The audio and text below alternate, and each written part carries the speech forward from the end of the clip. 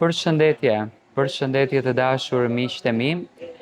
Fillimisht njëherë ju kërkoj shumë ndjes për këto video të pak më amatore, se sa që ju jeni mësuar që të shikoni, por ndodhe me pushime edhe pak edhe nuk duaj që të largohem dhe nuk duaj që në fakt mos ju sjell analiza, komente të ngjarjeve më të fundit. Unë e di që ju preferoni shumë që ne të komentojmë, e di që preferoni shumë që unë të jap mendimin tim që të analizoj ngjarjet dhe unë prandaj do me thënë dua të jem sa më pranë jush.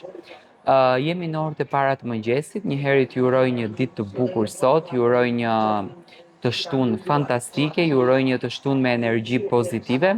dhe shpresoj që ta kaloni ashtu siç ju dini më së miri. Tani kam përzgjedhur që të flas pak për Mateon dhe Brikenën, të komentojmë pak në mënyrë më të detajuar atë se çfarë ndodhi natën e mbrëmshme në Top Arena. Mateo pati një mikpritje nga fansat e tij të jashtëzakonshme. Fansat e Mateos gjithmonë domethënë kanë ditur që ta bëjnë Mateon që të jetë Mateo i veçantë, ta bëjnë Mateon që të jetë Mateo i mrekulluar, ta bëjnë Mateon që të ndjehet Mateo si në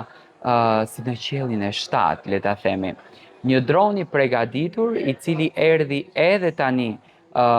brenda godinës së Top Channel-it, unë mendoj që vetëm se e faktoi edhe një herë tek produksioni, në qoftë se kanë qenë në dyshime, a do të shkon Mateo apo nuk do të shkon, a do të dhezën Mateo apo nuk do të dhezën,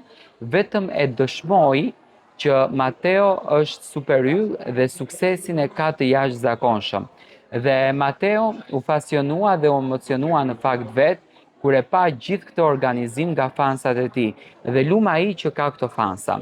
Ndërsa Brikena mu duk pak më emocionuar, mu duk pak më e stepur, do me thënë ndoshta është edhe ky presioni që ishte i madh realisht për ta ndjekur, kishte shumë energji për ta ndjekur këtë fest kaq të madhe, sepse unë nuk e them që Top Arena ishte spektakël, mbrëm ishte fest.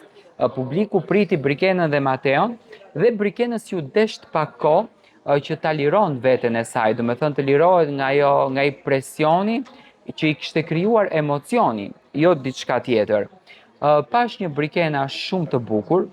pash një Brikena shumë të kuruar në formën se siç duhet të jetë. Në fakt prezantimi të dyve ishte spektakolar. Mateo ishte në këndin e Nevinës, ndërsa Brikena ishte në këndin e Manushit. Një lloj ftohtësie ekzistonte mbrëma Brikena kur hyri Mateo, do me thënë nuk është se kishte atë afrimitetin apo atë energjinë e humorit, atë energjinë e shakas mes njëri tjetrit, do me thënë pash pak zemra të lënduara. Unë dua të jemi sinqert. Edhe pse ne gjithmonë kemi dyshuar që e gjitha kjo mund të bështe për klikime, mund të ishte pjesë e marketingut, unë nuk e besoj që Mateo mund të jetë edhe një aktor i mrekullueshëm, që të luante fort aktrimin me qëndrimin e tij. Për shembull, Mateo kur hyre brenda në skenë, më thënë që zbriti nga shkallët, ishte tepër i ftohtë në këtë rast, do me thënë, me vajzën jo, por as me Edin jo, por me Brikenën ishte pak i ftohtë dhe nuk e pa edhe në fytyrë Brikenën, se ja vënduat mendjen mirë, do me thënë, nuk e pa në fytyrë. Por unë gjatë kohës, gjatë bisedës, gjatë transmetimit, gjatë mysafirit të ftuar që do me thënë ishin pyetje tendencioze, unë mendoj që ato ishin pyetje me kastile që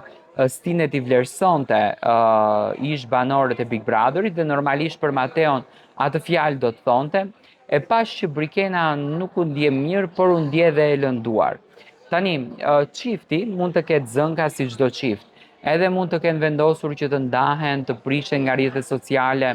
Okej, Brikena ka qenë pak më e shpejtuar në vendimarrjet, duhet ta themi edhe në Big Brother ishte pak më e shpejtuar, mbante më shumë inate, mbante më shumë lefe kundër drejt Mateos, ndërsa Mateo ishte më i butë. Por e gjitha kjo gjëja ndodhi për një periudhë që realisht unë ja bëj pyetjen vetes se çfarë ndodhi brenda një dite që ky çift, do me thënë, të merr vendimin që ta përfundon këtë marrëdhënie kaq shpejt. Kjo është pak e paimagjinueshme. Unë e pyes veten çfarë ndodhi brenda një dite, çfarë kaq shumë Brikenën, sepse unë Brikenën vrem me pash të lënduar. Edhe gjatë kohës kur e shikonte Mateon, e shikonte me një lloj ndjesie, me një lloj emocioni. Ndoshta Brikena është në pritje që Mateo ta lutën edhe të rikthehen përsëri së bashku. Dhe ndoshta ne duhet të përdorim tash një strategji që në këto video që bëjmë, në këto komentime që bëjmë, le të bëjmë një lloj proteste për këtë çiftin që le të tenton edhe një herë Mateo, sepse unë mbrëm tek Brikena dhe Mateo, konkretisht tek Brikena, por edhe tek Mateo, po Mateo ka një lloj sekreti në natyrën e tij që dita fsheh atë fytyrën e mërzitur, atë fytyrën e thyer dhe unë pash në fakt një Mateo që e kërkonte Brikenën, por edhe një Brikena që e kërkonte Mateon. Domethënë, unë kam shumë qejf që t'i shoh bashkë edhe një herë dhe mendoj që Mateo duhet ta rimerr hapin dhe ta propozon Brikenën në Top Arena. Por duke besuar që të dy së bashku janë duke qëndruar në këtë spektakël, unë mendoj që Mateo dhe Brikena do të kenë një lloj rikthimi përsëri bashkë, sepse do të ketë debate, do të ketë diskutime, do të ketë biseda dhe mendoj që në të gjitha këto bisedat nuk ka shansa të mos të puqen Mateo dhe Brikena. Dhe në momentin që u pyet Mateo për lidhjen e tij, Mateo u kthye shumë ashpër se çfarë ju intereson ju, ndërsa Brikena nuk foli fare dhe mendoj që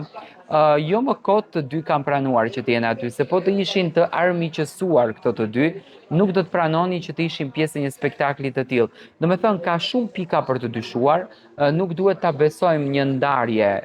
përfundimtare, mund të jetë një zëng, mund të jetë një mërzitje, si zakonisht ndodh tek çifte që mërziten mes njëri tjetrit edhe gjasme vendosin të ndahen, por unë mendoj që duke qëndruar bashkë, duke bërë provat bashkë, duke ndarë kohën bashkë, unë pash një Brikena që ishte pak e thyer dhe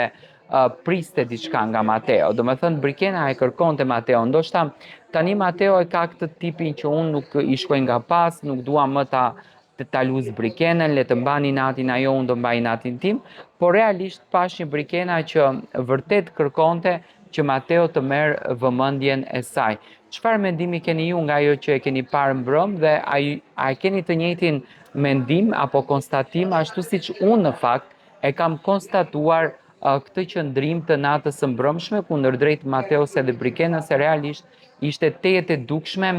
ajo dhimbja e madhe që në të vërtet Brikena e kishte në shpirt për Mateon dhe që realisht i diqte